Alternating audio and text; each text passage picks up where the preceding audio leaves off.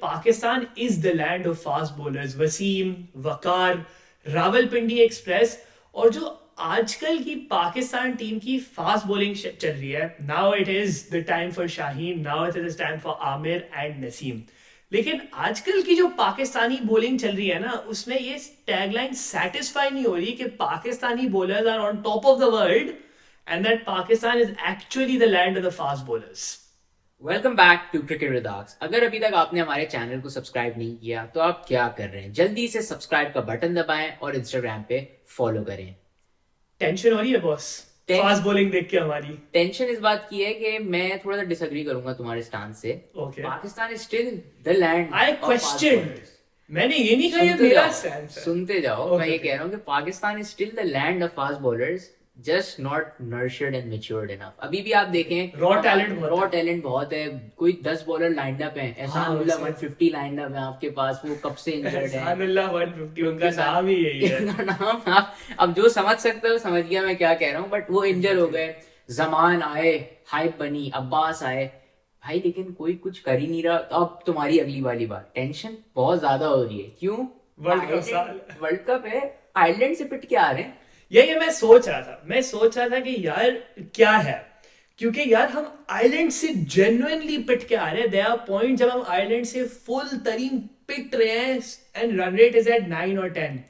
यार 3 साल पहले T20 में ऐसा नहीं होता था कि हम आइलैंड, जिम्बाब्वे और कौन सी लाइक नामीबिया हो गई, यूएस हो गई, नीचे से द मिनोज बेसिकली, उनसे हम पिटते नहीं थे, या जनरली एक एस्टैब्लिश नेशन पिटती नहीं थी। अब यार ऐसा क्या हो गया? क्या शाहीन भी पिट रहे हैं, हसन अली, नसीम भी पिट रहे हैं?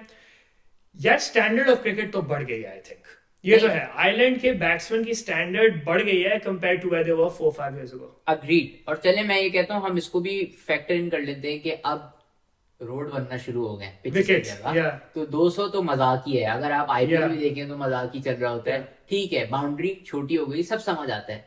एज अ बॉलर आपकी अकल दिमाग किधर है आपका? क्योंकि मुझे ज्यादा इशू ये है कि हमारे जितने भी तो बॉलर्स ने बॉलिंग की है, हम एक एक करके आएंगे उनकी तरफ। आई थिंक प्यार ज्यादा है तो हमने कह दिया कि पिचेस है, पिचेस से डिफेंड हो गए, आइलैंड की बैटिंग बहुत अच्छी हो गई है। But let's come to the Pakistan bowling. Yes, so let's come to first bowler Shaheen. I think Shaheen has been good but not remarkable. I think definitely उसने अप फ्रंट स्ट्राइक किया है, सब अच्छा किया है। मुझे एक इशू जो है वो शाहीन आमिर दोनों से है, ये इंटरनेशनल में आके इनके पेस क्यों गिर जाते हैं यार? I don't know. It's they've dropped to one.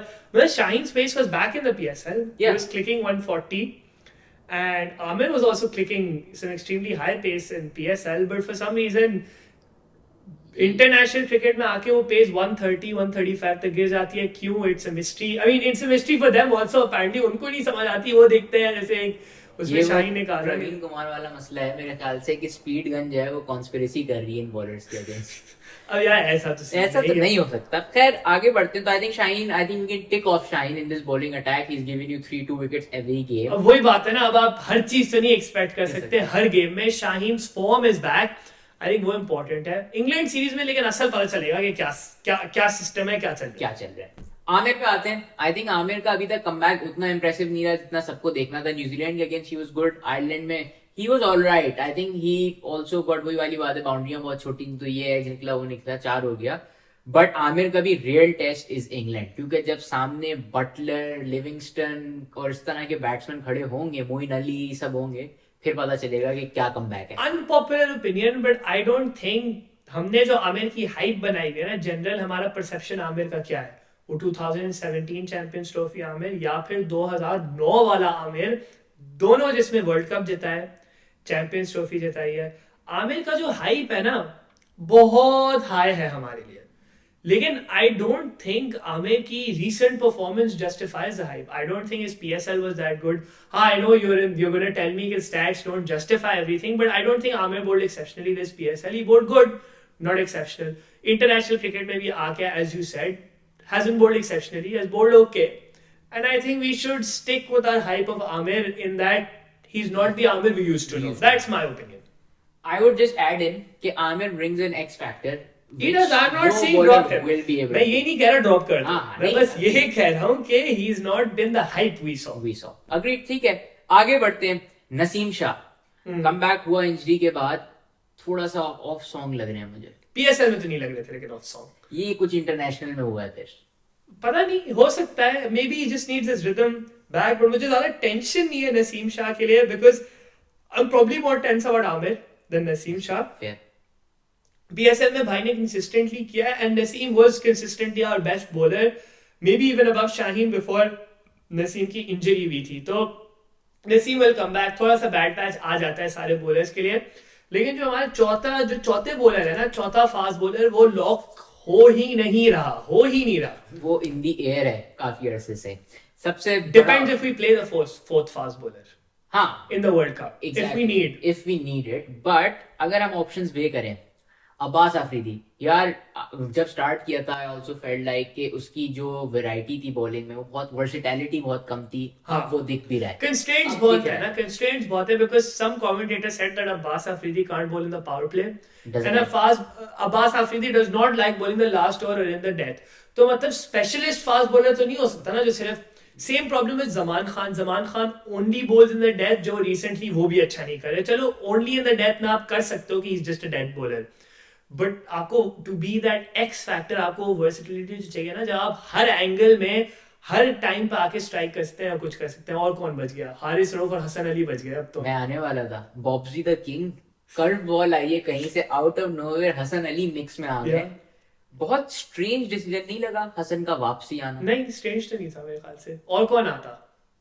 But why Hasan? I take अच्छा जमान जो ड्रॉप कर दिया, जमान को आप लेकर जाते जब आपने कैरी किया। Wasim junior, I think as a team हमने जमान को इनफ ट्राई कर लिया and we weren't satisfied।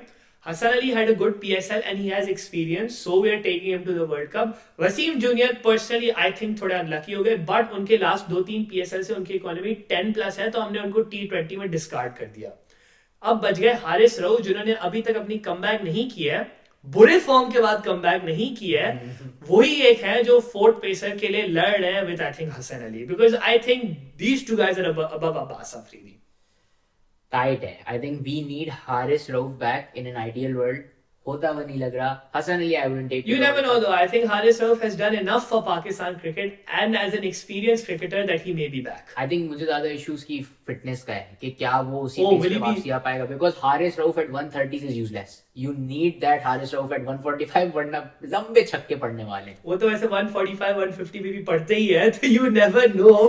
But you said very clearly कि जब फास्ट बॉलर इंजर होता है ना, तो फिर जब वो कमबैक करता है तो ऑलवेज टेंशन होती है। और इसी बात पे क्या लगता है, इस Pakistan the land of fast bowlers?